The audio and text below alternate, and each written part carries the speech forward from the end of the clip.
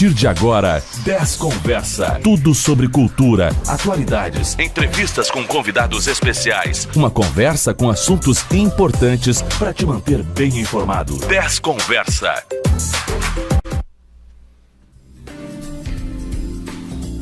Boa noite a todos.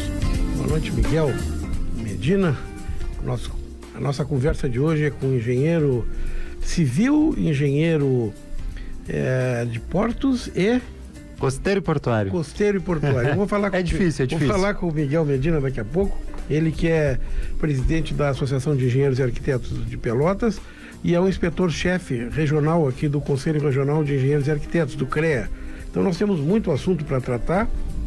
Neste programa que vai ter uma interrupção daqui a pouco, nós vamos ter um pronunciamento de um ministro de Estado que vai entrar no ar por volta das 8h30, naquela cadeia nacional de rádio e televisão. E depois o programa... Então, logo o ministro deu o recado, o programa volta e a gente volta a conversar contigo nesse programa que é feito sempre às terças-feiras, aqui na 10, muito mais do que FM. Mas eu quero aproveitar, vou fazer uns registros aqui antes de entrar exatamente no assunto que motivou o convite para que tu estivesse conosco ao vivo aqui na Rádio 10.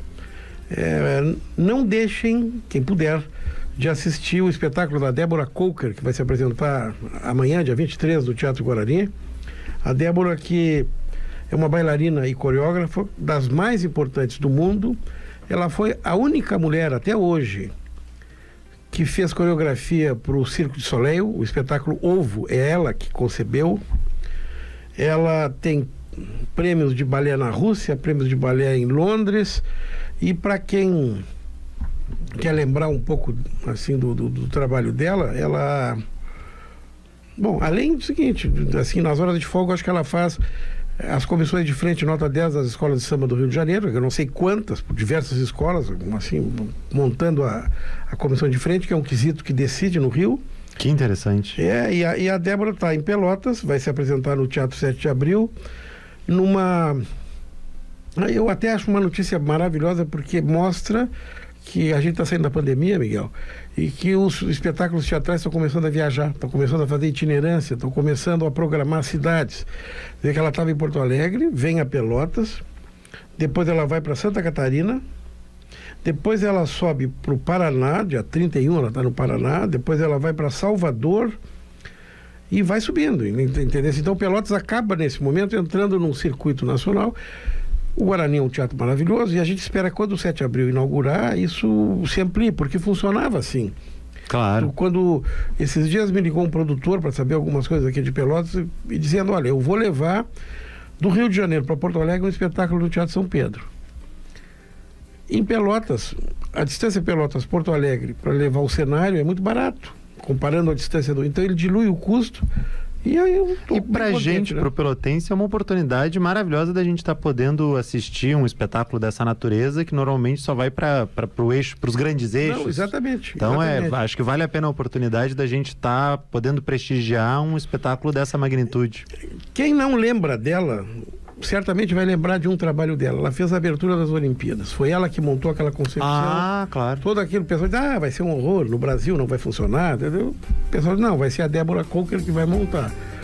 Aí abrem as Olimpíadas, o mundo inteiro assistindo aquele espetáculo que orgulhou todos os brasileiros por conta do trabalho dela, que é realmente espetacular. Então ela vai estar dia 23 no Teatro Guarani. Eu não sei os preços, a bilheteria está aberta, está na internet. Ela não...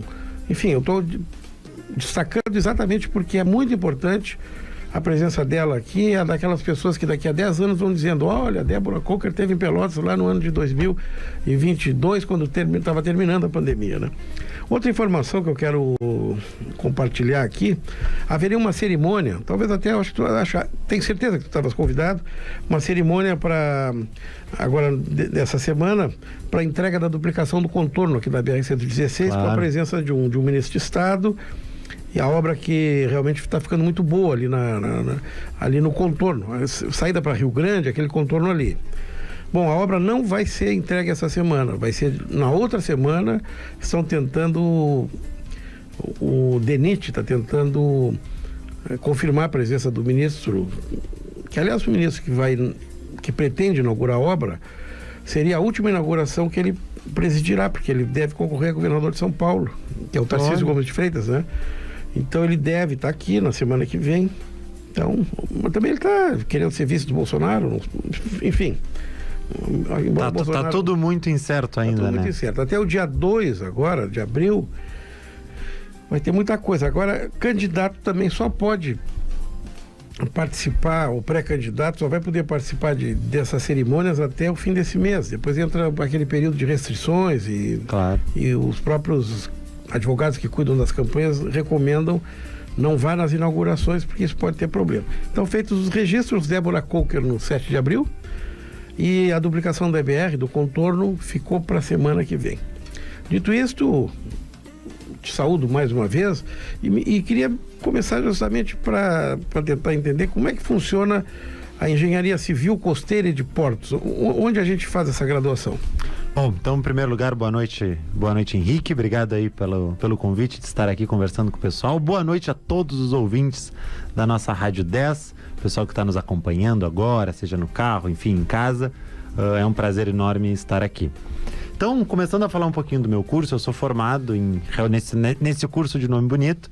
Eu fiz uma graduação, na verdade eu fiz uma graduação sanduíche, eu fiz ela parte pela FURG, pela nossa Universidade Federal aqui do Rio Grande, e com um ano na Universidade de Tecnologia de Sydney, na Austrália, na UTS. O curso de Engenharia Civil Costeira e Portuária é de fato um curso novo. Eu fui a terceira ou quarta turma, não sei te precisar, mas acho que foi terceira ou quarta turma a se formar, né? Estou aí entre os 20 primeiros profissionais. E na realidade é um curso de engenharia civil, né? Normal, como eu brinco, um curso de engenharia civil normal, com algumas cadeiras voltadas para a área vamos lá, 2 áreas distintas. Costeira, onde a gente vai trabalhar e avaliar mais a parte de sedimento, de transporte de sedimento, na morfodinâmica da praia. Vou tentar não ser muito chato aqui, mas em modo geral é avaliar como o oceano e a praia vão se comportar, né, e as suas forças físicas, principalmente. Por exemplo, um exemplo legal da engenharia costeira em ação, na prática, foi a obra agora ali em Camboriú, que a gente teve o alagamento da praia de Camboriú. Mas um outro exemplo legal que eu trouxe, fiz estudo, inclusive, foi tema de um estudo que eu fiz, é da Praia do Barro Duro. Nós temos um projeto, sim, eu fiz e apresentei, na época, o prefeito era Eduardo Leite, e a gente apresentou que era um projeto de recuperação da Praia do Barro Duro. O pessoal não sabe, tu talvez vá te lembrar, não dizendo que tu tens mais tempo. Mas eu me lembro, eu já sei até o que tu vai dizer, que a praia era maior, né? Mais do que isso, tem foto do pessoal jogando vôlei na Praia do Barro Duro. Quem passa por ali hoje vê que é só aquele muro de pedra. E o muro foi colocado justamente, não sei até se corretamente, eu tenho minhas dúvidas, porque as pessoas se machucam com aquela pedra, então já fico em dúvida. Mas aquele movimento da água da lagoa acabou desmanchando a praia que existia ali, e as pessoas não têm faixa de areia para poder estender uma esteira que seja, né? E ali tu tens um projeto para aquilo ali, foi apresentado, na verdade, até sempre que eu cito esse projeto, esses dias eu estava numa outra rádio lá no Barro Duro, na praia, no Balneário dos Prazeres, e aí me perguntaram e eu comentei deste projeto, e eu sempre gosto de citar, porque eu tive a sorte de me suceder uma tese de mestrado, me antecedeu, perdão, da Andrea Fischer. Falo esse nome na rádio, nunca vi essa pessoa, essa mulher, enfim, essa mestre, porque ela com certeza foi aprovada na tese de mestrado, e ela já tinha feito um estudo fazendo avaliações ali, medindo certos parâmetros que possibilitou que a gente só fizesse o projeto. Ela já tinha, esse estudo estava documentado lá na livraria da FURG.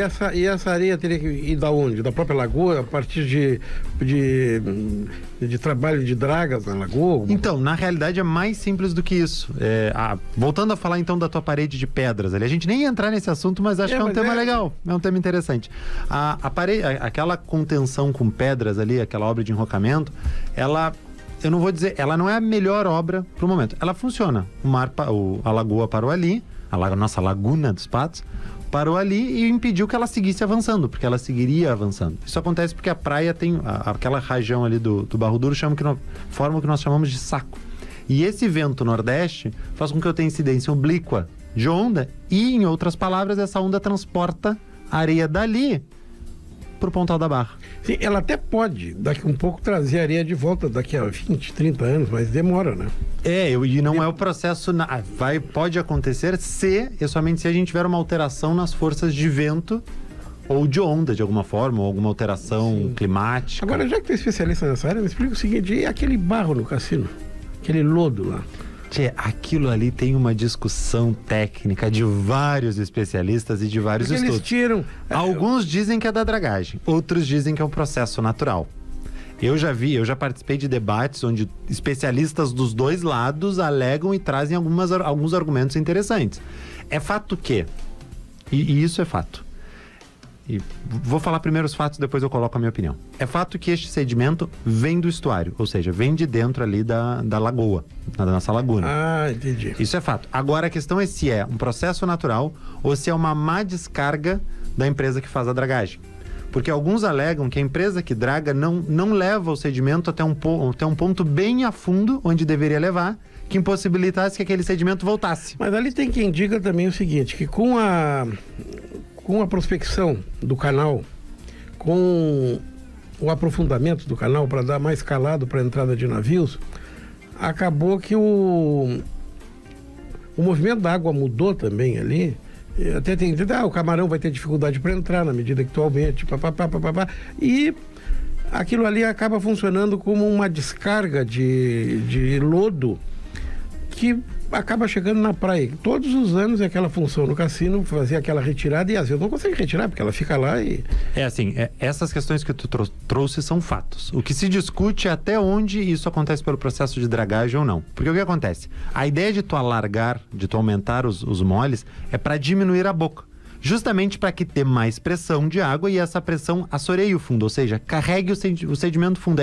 É mais ou menos como tu pegar um cano de água maior, pensando numa forma mais simples, um biquinho ali para dar o esguicho, que vai dar pressão. Essa pressão faz com que raspe o fundo, que é justamente a ideia do alargamento, que é para tu aumentar o calado sem precisar de tanta dragagem. Então isso é fato. E é fato que se eu tenho uma pressão maior, o camarão tem mais dificuldade de entrar. Então isso não se discute. O que se discute ali é se este processo da lama chegar ali é pelo simples fato de tu ter prolongado e a vazão ser maior e mais sedimento sai, ou se as dragas que estão trabalhando no porto pegam este material, colocam para dentro do navio e não vão ao alto mar suficiente para que o sedimento não volte. Sim, para não ter essa... Interessante. Mas tu sabe, Henrique, eu vou aproveitar já que a gente entrou nesse assunto e quero voltar a falar do Barro Duro. Porque é um projeto legal e é um projeto que a gente ainda pode dar mais atenção, e eu sempre aproveito para frisar. Teria quantos caminhões ali? Então, na realidade, a obra, na minha opinião, mais adequada para ali, que eu apresentei, são espigões. O que são espigões? São estruturas que tu faz perpendicular à praia. Tipo um trapiche, mas que permite, que impeça que as ondas, que a corrente que tem ali paralela à praia leve esse sedimento pro Pontal da Barra. Foi muito engraçado quando eu descobri isso, porque o estudo da Andréia mostrava as forçantes e tal, e ela não apresentava onde estava esse sedimento. E tu sabe que teve uma seca, e meu pai é morador ali da praia, me criei na frente do trapiche. Meu pai mora ali, vida inteira, desde que eu me entendo por gente, morei ali. Então sempre tive essa relação ali com a nossa lagoa e tal, sempre me criei tomando banho ali. E a gente sempre soube que aquela região perto ali do Pontal é uma região mais rasa. E logo que vai chegar a boca do São Gonçalo, ela tem abruptamente ela desce. Sim, porque o Pelotas larga ali, né? Também. O São Gonçalo. O São Gonçalo, exatamente. O São Gonçalo. Então, e aquela areia que tá ali era do Barro Duro. Eu ainda brinquei com o pessoal lá no Barro Duro, no Balneário dos Prazeres, me disse, tá, mas e cadê a nossa areia? Eu digo, vão lá no Pontal da Barra buscar. Tá lá a areia que deveria ser daqui. Que a corrente leva. Claro que isso é um processo natural, mas o que a gente teria que fazer para primeiro impedir? Fazer um espigão e impedir que a corrente leve para lá. Sim, mas se fizer um espigão de contenção, que seria certamente, né? E colocar areia ali, fica uma praia legal. Maravilhosa. É isso aí. Essa é a solução mais adequada. As pedras funcionam. A praia não está sendo mais comida, porque se não tivesse pedra, ela ia seguir sendo... Isso que fizeram em Santa Catarina, fizeram no Rio de Janeiro há muito tempo. Em Copacabana. E Camboriú, quem tem ido lá diz que está sensacional. E o problema de Camboriú é que foram construídos edifícios na beira, e as pessoas não tinham sol para tomar banho de sol. Então eles tiveram que alargar a praia para ficar longe dos prédios, que hoje eles não falam muito nisso, mas prédio de 20, 30 andares, na beira da praia, evidentemente tira o sol, né? Claro. Na época não tinha muito controle. O CREA não fiscalizava, acho eu naquela época, fiscalizava.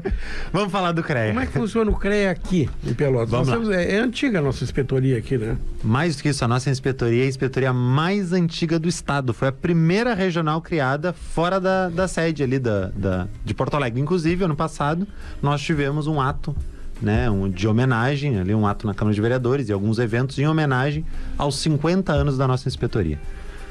Falando do CREA, então. O CREA, para quem não conhece, o CREA é o Conselho Regional de Engenharia e Agronomia, que é o conselho que vai, então, regulamentar e fiscalizar a atividade profissional dos engenheiros. Os arquitetos não estão mais conosco hoje. Ah, não está mais? Não, o arquiteto agora é CAU. Antigamente era Conselho Regional de Engenharia e Arquitetura. Aí vocês aproveitaram o A para agronomia. Para agronomia. Engenheiros, não, tá bem. Tudo se adapta. Engenheiro é assim mesmo. O advogado tem a OAB, o engenheiro tem o CREA, o arquiteto agora tem o CAU. O CAU. E aqueles antigos que tinham CREA migraram também? Ou eles ficam... Migraram. Os arquitetos todos migraram. O CREA, então, fica representando todos os engenheiros. Então, engenheiro civil, engenheiro mecânico, engenheiro químico, engenheiro agrícola, enfim. Teve uma época, eu estava na faculdade, que o geógrafo também fazia inscrição no CREA. Também. Ainda faz? Sim. Meteorologista também. Há uma grande lista. Quem saiu agora, uns 2 anos atrás, se não estou enganado, o tempo ultimamente anda passando meio rápido, foram os técnicos. Porque foi criado o Conselho Federal de Técnicos. Conselho Federal de Técnicos Industriais ou Conselho Federal de Técnicos. Havia também uma restrição. O técnico podia edificar uma casa de tais e tais dimensões. Já acima dela seria que ter um engenheiro ou um arquiteto, e dependendo da estrutura teria que ser só um engenheiro, né? Isso, mas inclusive ainda existem alguns debates e discussões acaloradas nisso, nesse momento, inclusive na Câmara dos Deputados, no Congresso Nacional, porque os técnicos alegam e pedem algumas atribuições que hoje são dos engenheiros. Por outro lado, os profissionais da engenharia, defendendo o seu mercado, alegam que os técnicos não deveriam ter essas atribuições. E é isso, só que isso tudo, e isso é interessante porque os profissionais não sabem, Henrique, mas isso são leis federais. Isso passa pelo Congresso e são os nossos deputados que definem quem tem atribuição e quem não tem, e do que são as atribuições. Sim, não é resolvido na reunião do CREA, é resolvido no Congresso e depois tem que... Não, e o nosso lado CREA deve defender os profissionais da engenharia, assim como o lado dos conselhos dos técnicos defende o lado dos técnicos. Qual é o mandato? É 1 ano, 2? Vamos lá, o meu mandato, então, para eu explicar. O CREA, o conselho, ele tem um sistema onde nós elegemos no voto simples uma presidência. Essa presidente, hoje a presidente do CREA, a engenheira ambiental Nancy Walter, e o mandato dela é por 3 anos. E cada entidade, né, das mais variadas, possuem os conselheiros, e isso faz o plenário do CREA, que elege o vice-presidente, as outras estruturas. Tudo que precisa passar pelo CREA passa por um plenário. Mais ou menos como funciona o nosso país. Como funciona a OAB, Conselho da OAB, Conselho Federal da OAB, exatamente assim. Perfeito. Se não me falha a memória, são 125 ou 116 conselheiros, alguma coisa assim. Todos esses mandatos são de 3 anos, né? Renovado 1/3 a cada ano. Bueno, essa é a estrutura estadual do CREA. Aí, regionalizando, nós temos 44 inspetorias em nosso estado. E a inspetoria de Pelotas, então, que é a inspetoria mais antiga, completou 50 anos o ano passado. Dentro da inspetoria de Pelotas, a gente elege os inspetores.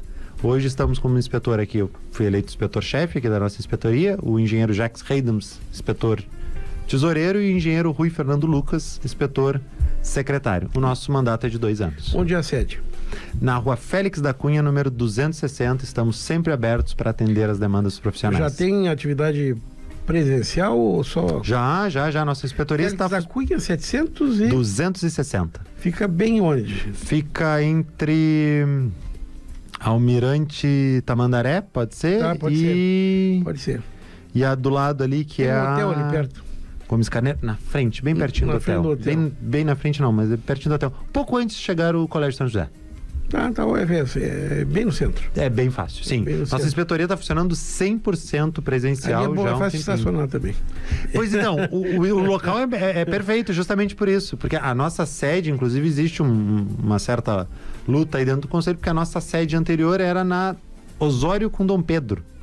E apesar de ser muito mais central, para os profissionais ficava ruim, porque era um prédio muito bem localizado, era uma estrutura muito bem localizada, mas que tu não tinha onde estacionar. Não tinha onde chegar, exatamente. Ficava super difícil, super contramão. Bom, eu estou esperando, daqui a pouco vão me dar um sinal que tem uma fala de um ministro aí, mas enquanto não avisarem, a gente segue conversando. Enquanto o ministro não fala, a gente segue de papo por aqui. A gente segue falando aqui na Rádio 10, muito mais que FM. Nós temos um intervalo, vou pedir que me confirmem aí, eu não sei como é que ficou com essa fala do ministro, aí se vai ter o mesmo roteiro. Tem intervalo? Faltam uns 5 minutos aí. Então tá. Então daqui a 5 minutos a gente vai pro intervalo. Miguel, me fala o seguinte, talvez não dê para falar tudo agora, mas vocês têm um programa de qualificação para mulheres e jovens. E isso interessa muito o nosso público ouvinte, porque as pessoas estão buscando alternativas para melhorar a sua condição, para tentar melhorar a renda da sua família, e todos esses programas de qualificação de mão de obra são sempre muito bem-vindos. Como é que funciona esse que vocês estão promovendo? Vamos lá, nós temos, quando a gente fala de qualificação de mão de obra, nós temos o projeto Mulheres Mãos à Obra, que não é um projeto do CREA. O CREA tem um projeto para jovens, que é o CREA Jovem, posso falar dele daqui a pouquinho, mas vamos falar do Mulheres Mãos à Obra, que é um projeto... Eu me esqueci de dizer que tu é presidente da Associação de Engenheiros e Arquitetos de Pelotas também, que é uma associação bem tradicional, tem um trabalho interessante. Me lembro quando o Gilberto Cunha era o presidente, eles iam para a Avenida Bento Gonçalves aos domingos com um banner para explicar como é que funcionava. Desde sempre foi muito ativa essa associação. E é na associação que está a qualificação? É na associação. A associação, inclusive, é mais antiga que a inspetoria. Tem mais de 50 anos a nossa associação. Na qual, como bem colocaste, hoje eu estou o presidente. A nossa vice-presidente é a arquiteta e urbanista Vivian Magalhães. A gente assumimos agora a gestão, assumimos o ano passado. Se fosse boxe, tu está unificando os cinturões, né? Porque tu és o inspetor-chefe do CREA e chefe do presidente da associação. Mas me fala sobre a qualificação profissional. Então, a gente lançou um projeto chamado Mulheres Mãos à Obra. O que é a ideia do projeto? Trazer mulheres que estão, enfim, que precisam trabalhar, que estão em vulnerabilidade social, mas não necessariamente apenas estas, e dar cursos de qualificação práticos para que elas possam estar ingressando no mercado. A ideia é fazer um projeto perene do ponto de partida ao ponto de chegada, ou seja, com parceria com entidades e ONGs, a gente traz cadastro de pessoas que querem trabalhar, que precisam, enfim, junto com parceiros como o pessoal da Escola da Construção, como o pessoal do Sinduscom, o próprio Sinduscom, o nosso parceiro neste projeto. A gente dá essa qualificação, faz o curso prático, ensina de fato as mulheres a trabalharem e ainda junto nessa parceria com a entidade a gente tenta levar elas ao mercado. Há alguns anos era impossível ver uma mulher num canteiro de obras trabalhando, de capacete.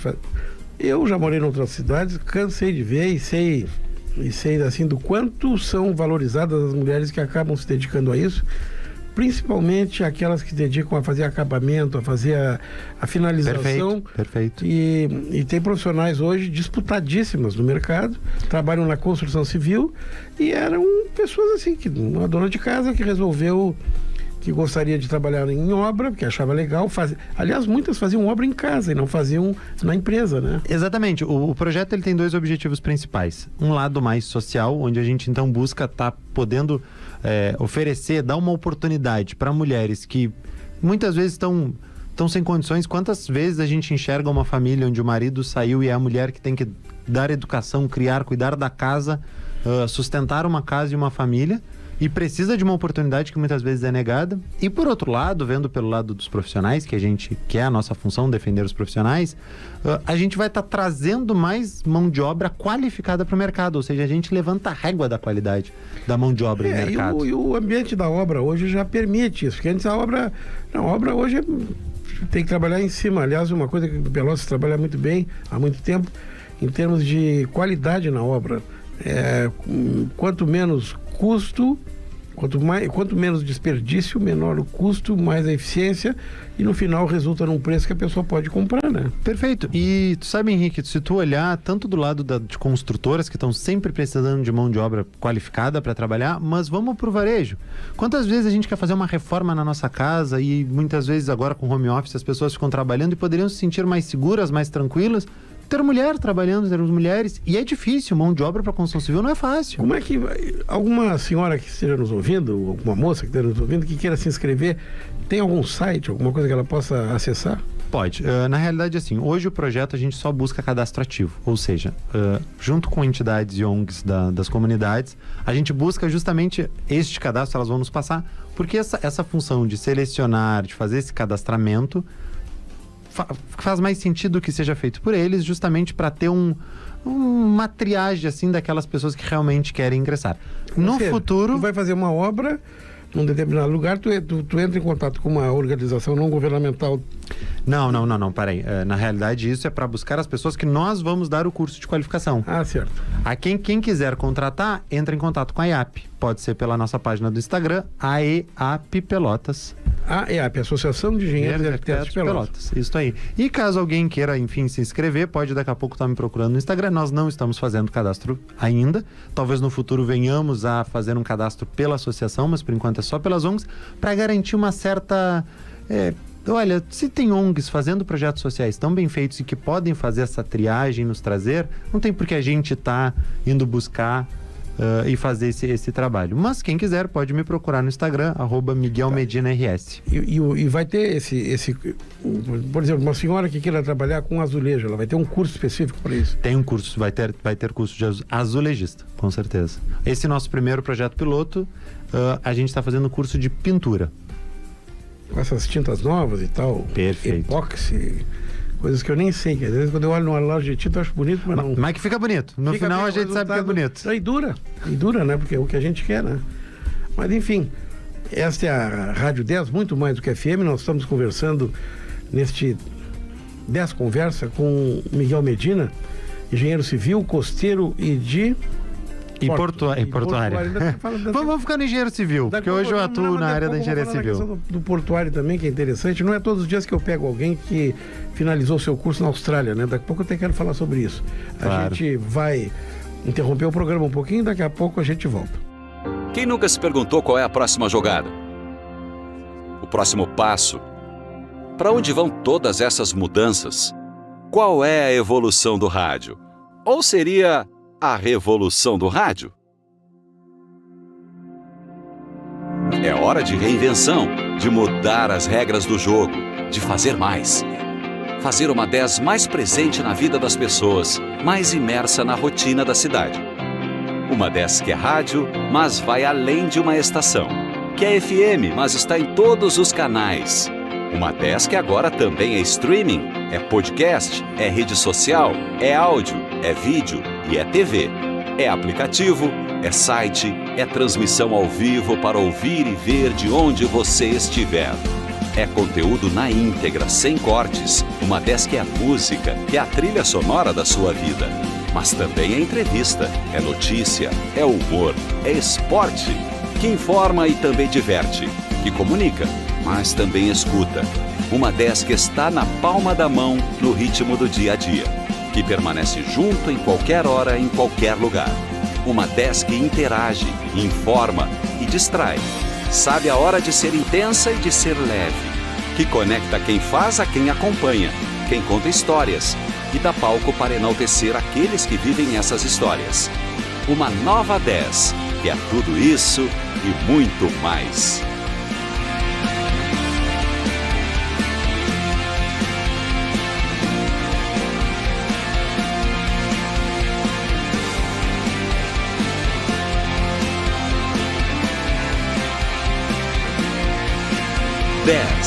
Muito mais que FM.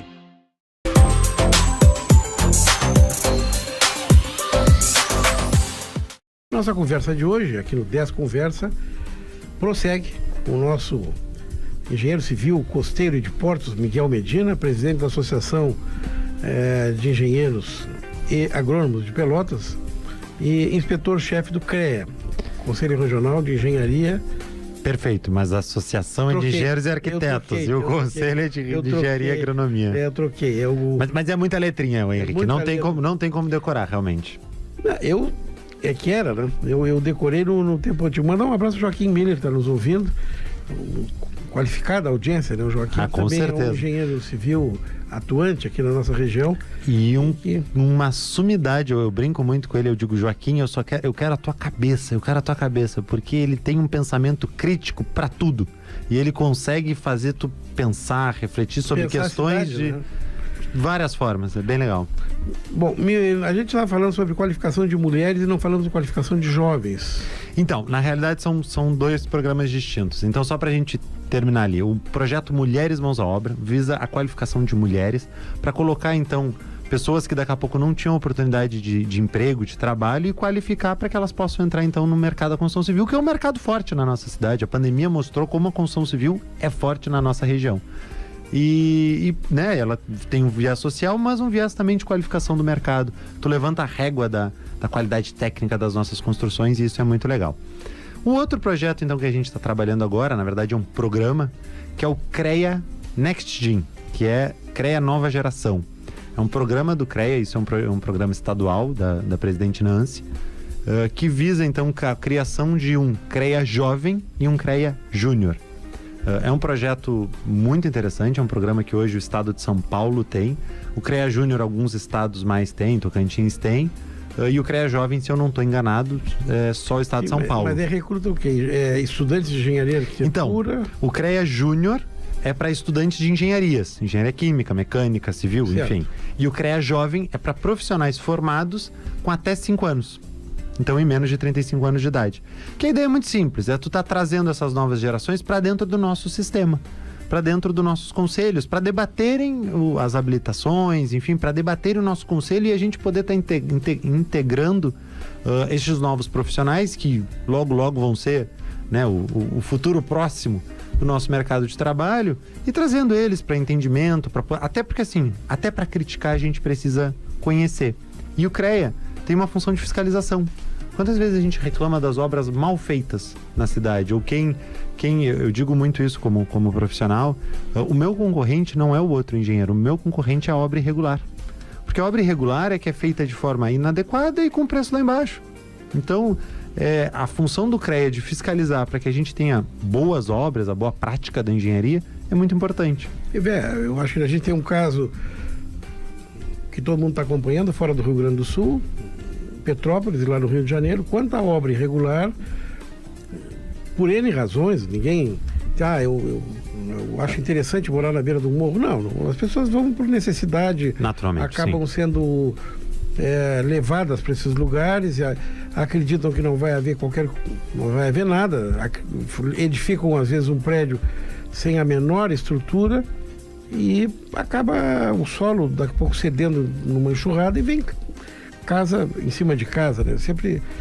Mas a maioria dessas obras não é fiscalizada. Lá no Rio de Janeiro tem esse problema, né? E é bem isso, né? Porque se tem a presença de um engenheiro, ele ou não deixa fazer ali, ou faz uma estrutura que permita que aguente o... E mais do que isso, né? Se o engenheiro tá ali, ele responde tecnicamente. Agora, se tu não tem um engenheiro, quem responde quando der uma coisa errada, vamos dizer assim, para não usar aquela expressão mais bruta. E mais do que isso, não vamos nem pensar nas obras que têm um certo impacto social de pessoas que acabam sendo, tendo uma residência em zonas que são vulneráveis. Mas vamos pensar daqui a pouco em obras... tem obras, às vezes, do próprio poder público que estão irregulares por algum motivo. Não estou aqui A ou B, isso é de modo geral. Às vezes, obras grandes da nossa cidade que faltam ao profissional. Então, essa é a função do nosso conselho, né? Estar verificando e fiscalizando para que a gente, enquanto sociedade, possa estar sempre desenvolvendo e tendo obras de qualidade. E mais do que isso, né? Os profissionais que estão entrando no mercado, entender como é que se gera uma RT, enfim, entender a atividade profissional. Ajudar essa gurizada... É a responsabilidade técnica. Responsabilidade técnica. Todo engenheiro, para assinar alguma coisa, gera uma RT. ART. Anotação de responsabilidade técnica. Então, há muitos anos eu organizei um carnaval em Pelotas e alguém me disse assim, tem que ter RT. Eu disse, o que é isso? Aí, felizmente, o engenheiro da prefeitura fazia RT, que já era piloto automático, no tempo que a gente montava a arquibancada.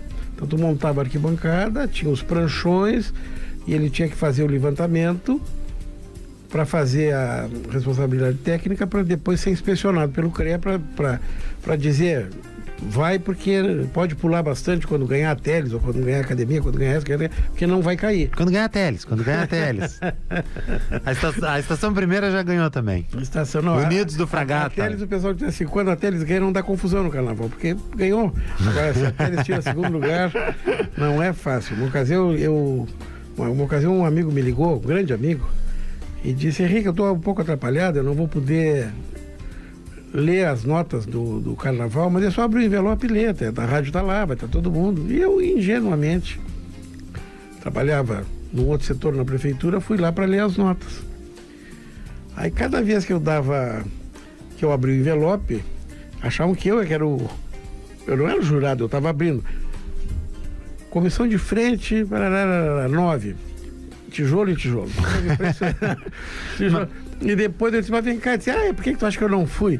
Mas felizmente nesse ano ganhou a Teles e aí eu não tive problema para sair do espaço. Né? Mas tu sabe, Henrique... E na rádio, aquela coisa da transmissão de rádio de resultado de carnaval, é uma coisa assim, é como o final de Copa do Mundo, é uma coisa espetacular, assim, né? E eu ali quase como o juiz que expulsou o Pelé do jogo. Né? Mas tu sabe, Henrique, isso é uma coisa que move tanto a emoção da gente. A minha mãe foi criada no Fátima. E então ela tem uma relação com a General Teles muito forte. E o sonho de vida dela era poder, um dos sonhos, claro, era poder desfilar na Teles. E ela nunca fez, porque o pai dela não deixava. Quando ela começou a idade adulta, ela tinha medo, não tinha recurso e tal. E aí eu, com uns 15 anos... ela me convenceu e a gente foi junto, porque o meu pai também não era da coisa. E eu nunca vou esquecer da minha mãe chorando, cara. Eu vi minha mãe chorar quando abriu os portões. Não esqueço, porque foi o ano do Brasil de Pelotas. E a gente entrou então ali na passarela, que era atrás do Guanabara. Eu e ela, fui eu que acompanhei ela, e ela chorava naquela fantasia. Na época pela Rádio Pelotense, esse carnaval. E eu saí, apesar de ser Teles, eu saí na estação primeira do Areal, não saí na estação, eu saí na Unidos do Fragata, a convite da dona Iraí. Sim, claro. Val da Conceição Berardi.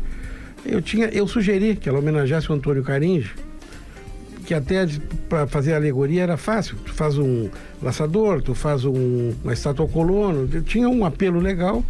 E no final das contas ela disse, tu sugeriu o tema enredo, a gente aceitou. Eu fui desfilar.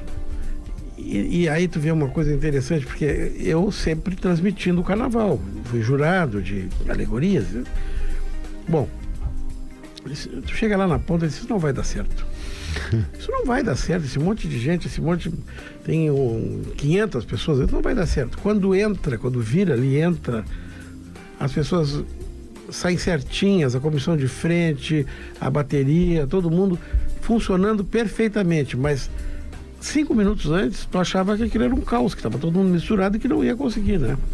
Mas também, sabe que interessante, nessa época, eu vou voltar para o nosso assunto aqui, aquelas escolas de samba que chamavam engenheiros para ajudar a montar o carro do desfile da escola de samba, tinham um resultado muito melhor, porque eles faziam o cálculo da capacidade que aquele carro suportaria com as fantasias, com a tração que tem que ter, com aquele cara que vai lá dentro com uma direçãozinha de trator antigo dirigindo, claro. Porque aquilo ali é empurrado por pessoas que vêm atrás. Com o mais difícil de calcular, com a vibração das pessoas pulando, porque Sim. É impossível tu dizer que a pessoa não pula. É carnaval, Sim. Então isso tem um peso, né? E aqui tinha aquele clássico problema, né? Onde vai ser o carnaval? Vai ser na rua tal. E os caras não se davam conta que fazendo o carro num barracão tinham que deslocar para um outro lugar e tinha os fios na rua, na serra, né? Aí o carro de 3 metros já não passava na rua tal. E a coisa mais triste é tu ver um carro alegórico pronto para entrar na passarela, estragado lá a 2 quadras, né? Me lembro de um ano que aconteceu, acho que foi até o ano seguinte ou no outro já, não vou lembrar de precisar, mas aconteceu isso com a Teles e a gente estava lá, minha tia era... Não lembro como é que era o nome, mas ela cuidava de uma das alas.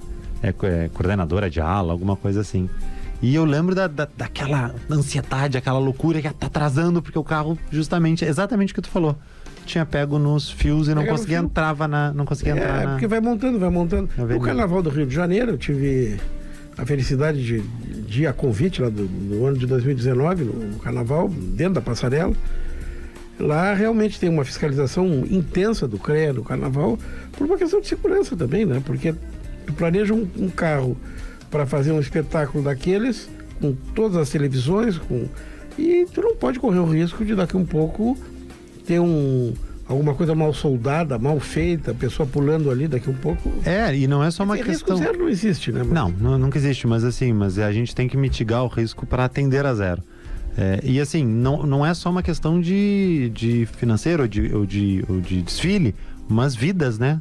As arquibancadas, meu Deus, quantas pessoas tem numa arquibancada ali e pulando, e se dá qualquer falha, aquilo vem abaixo, o risco vida é muito grande. Tem aquela clássica história da engenharia, né? Que não pode marchar em cima de ponte, né? Como é que é isso? Porque não é que não possa marchar. Isso aí é a teoria. É uma coisa assim, mas eu me lembro que falavam muito disso. São as vibrações, né? Tem um nome para esse fenômeno. Putz. Meu professor de vibrações agora tá sofrendo lá. Sim, mas Marcelo Machado. É ressonância. Porque o que acontece é o seguinte: se todo mundo marchar, isso acontece com o vento, e tem um vídeo famoso de uma ponte nos Estados Unidos que tombou assim. Não tinha uma grande força de vento, mas ele era um vento extremamente constante na oscilação. Então o que acontece? É como um pêndulo. Tu dá um toquezinho, e se tu entrar na frequência do pêndulo dando os toquezinhos, ele vai aumentando o movimento, até romper. Isso é o que acontece nas pontes. Claro que com marcha, com pessoas é mais difícil. Primeiro porque é difícil tu conseguir manter um movimento tão uniforme. E segundo porque não é uma carga tão considerável. Agora com vento é muito comum. Tu sabe uma estrutura que dá pra ver esse fenômeno, se tu tiver vontade? Aquela passarela, quem sai da rodoviária de Porto Alegre, tem uma passarela que cruza aquela avenida que passa embaixo do viaduto. Se um dia tu tiver a oportunidade, vai ali naquela passarela, tu e mais uns 3, e tentem pular ao mesmo tempo. Aquela passarela sofre o risco gravíssimo de... Bom, também estou falando aqui de uma forma mais básica, né? Não fiz nenhuma medição na estrutura, mas é notável, assim, no próprio caminhar, que ela tem uma certa... Ela treme. E se tu entrar naquela frequência de vibração da estrutura, aquela é uma passarela que eu acho que se alguém tentar um dia, tomara que ninguém tente, mas eu acho que tu consegue romper por esses movimentos repetidos. E isso vai causando fadiga.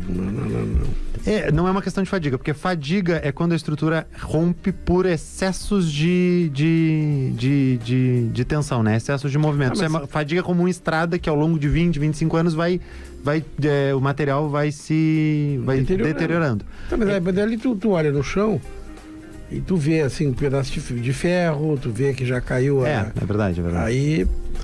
Pô, é que não é uma coisa só, né? É a tempestade perfeita, porque é a água da chuva, é o movimento das pessoas, o vento. Naturalmente, mas no caso daquela passarela ali já é um caso um pouquinho mais grave. Eu lembro disso porque eu fiz mestrado na URGS, na época, e o meu professor de vibrações, Marcelo Rocha, um cara que era especialista na área disso, e ele nos levou, ele fazia análise e media, e ele nos levou.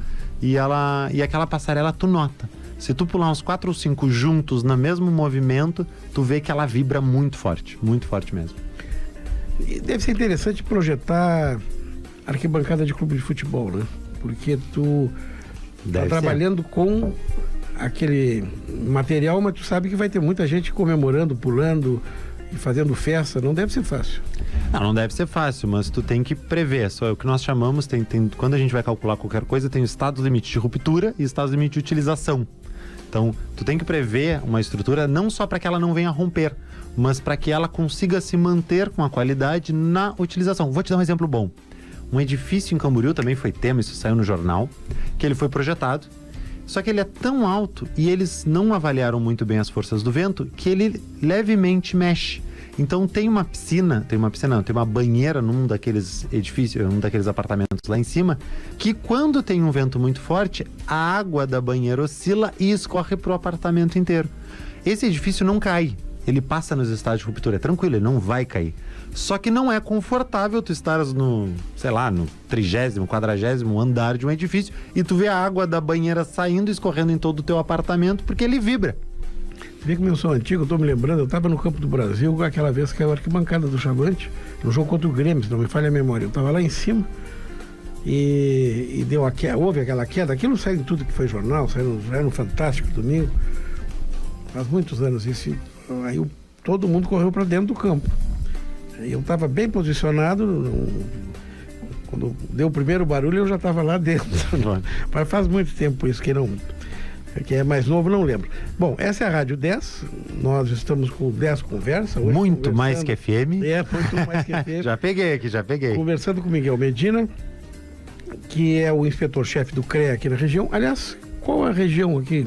Nós abrangemos 16 municípios e mais de 2.700 profissionais. Então, a Zonal Sul, que a gente chama, o CREA é dividido em 11 zonais, a Zonal Sul é Rio Grande, Pelotas e Bagé, onde a gente tem inspetorias, e todas as cidades da volta são atendidas pelas nossas inspetorias. A Associação de Engenheiros, onde é que está localizada? Fica no mesmo prédio da inspetoria do CREA, Rua Félix da Cunha 260. Ou seja, sai de uma porta e entra na outra. Na realidade é mais fácil do que isso, eu atravesso um corredor. Isso é otimização de trabalho, viu? Sim. Quase um home office. Tá muito bem. Algum registro que tu queiras fazer, algum recado? Ainda temos alguns minutos até a conclusão desse programa, que hoje foi mais curto, em função do pronunciamento do ministro. Claro. Mas eu queria saber alguma coisa da Austrália, se alguma coisa chamou atenção na tua área. Olha, porque ali tem uma costa espetacular, ele deve ter todas as experiências possíveis, né? E vento, né? Muito vento. Muito vento, tu tens algumas condições climáticas bastante peculiar ali do país, mas para mim foi uma experiência fantástica estar lá, né? E ter a experiência de estudar numa universidade lá, então ter o dia a dia mesmo. Eu passei um ano lá. Mas assim, tive experiências de inúmeras formas. A parte da construção civil, de um modo geral, eles são mais adiantados num sentido mecanizado, ou seja, tu tem menos mão de obra. E isso é um processo natural, países vão se desenvolvendo. Eu tive o prazer de estar na Etiópia, na África, e se tu fizer uma comparação, o Brasil é um meio termo em termos de desenvolvimento, relacionando a Etiópia e a Austrália, que a Austrália é um dos melhores países do mundo para se viver, já ganhou o primeiro lugar, mas está sempre ali entre os 3 melhores países do mundo. E a Etiópia está entre os piores países do mundo para se viver. E na construção civil isso fica muito claro quando a gente vê que o canteiro de obras na Austrália é muito mais automatizado. A mão de obra ela é mais qualificada, ela ganha mais, mas para erguer um mesmo prédio, tu tem muito menos pessoas trabalhando. Claro, porque é uma questão natural do desenvolvimento social e econômico. E o Brasil está bem nesse meio termo. E lá na Etiópia? Lá na Etiópia, chega a ser assustador tu ver para levantar uma casa ou um prédio um pouco mais, tu chegar, não é incomum tu ver 200, 300 pessoas trabalhando numa obra. Mas assim, é gente que tu nem sei como, não sabe como é que aquelas pessoas não se batem. De trabalhando assim, num canteiro. Cada um. É uma coisa, mas não é porque tu pensa o seguinte, eu vou levantar, o Brasil já está passando por esse processo. A construção civil gera muito emprego, né? Se tu não tem uma construção civil mecanizada, do ponto de vista da colocação das pessoas no mercado de trabalho, é um excelente... Aliás, hoje no Brasil ainda é a resposta mais rápida para gerar emprego e distribuir renda. Tanto que volta e meia tem programas sociais, tem programas de governo incentivando e fomentando a construção civil. Eu até essa semana acompanhei aí, está sendo liberada mais uma parcela do Fundo de Garantia e achei muito interessante alguns trabalhos feitos por associações, por entidades, mostrando que esse dinheiro vai para pagar contas vencidas, que acaba não circulando no mercado e é um dinheiro a menos para o financiamento de política habitacional. Achei interessante, porque os dados são muito claros, o pessoal não trabalha com dados, com coisas empíricas, tem muita pesquisa nesse trabalho de vocês. Claro. Mas a função da mão de obra é um processo simples. Se a tua mão de obra é barata no local, se as pessoas ganham mal, se tu tem muita gente para oferecer o serviço, não vale a pena tu comprar um equipamento. Tu contrata pessoas e faz serviços que daqui a pouco poderiam ser feitos pelas máquinas. E isso é o que acontece na Etiópia. Por que eu vou comprar um elevadorzinho para carregar material se eu posso colocar 3 pessoas, uma aqui embaixo, outra lá em cima, para transportar? O Brasil está no meio termo. Na Austrália, com a mão de obra, as pessoas ganham muito bem, a mão de obra é muito valorizada, então tu vai automatizando e mecanizando. É um processo natural. E a questão das janelas e essas coisas que não são exatamente o tijolo e a argamassa, como é que está isso lá na Austrália? Aquilo que a gente tem uma indústria moveleira voltada para a construção muito forte aqui no Brasil. Como é que eles estão lá?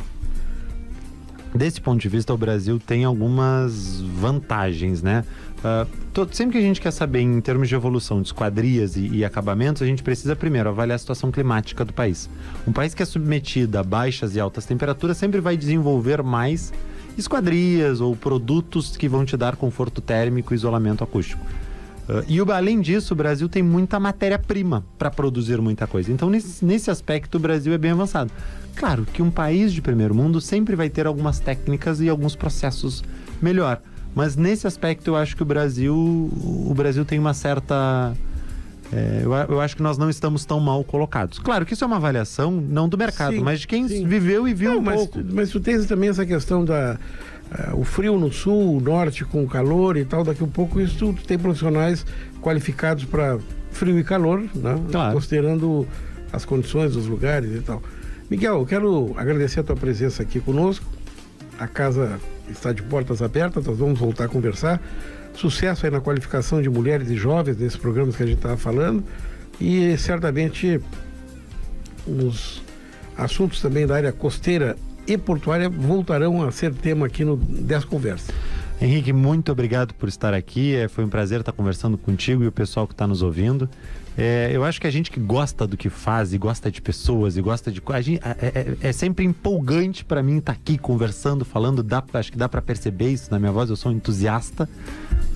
Então, só te agradecer, estou à disposição para me chamar, para conversar, para a gente debater e trazer os temas assim, que a gente possa estar dialogando e conversando e elucidando um pouco com as nossas ideias e as nossas experiências, o pessoal, viu? Estou à disposição, muito obrigado pela oportunidade, meu amigo. O 10 Conversa retorna na próxima semana, sempre às terças-feiras aqui na Rádio 10, muito mais do que FM. Muito obrigado, uma boa noite a todos. Uma boa noite a todos. Você acompanhou 10 Conversa com Henrique Pires. Em alguns minutos, esse programa estará disponível em radio10fm.com nas plataformas digitais. A rádio que é mais que rádio. 10, muito mais que FM.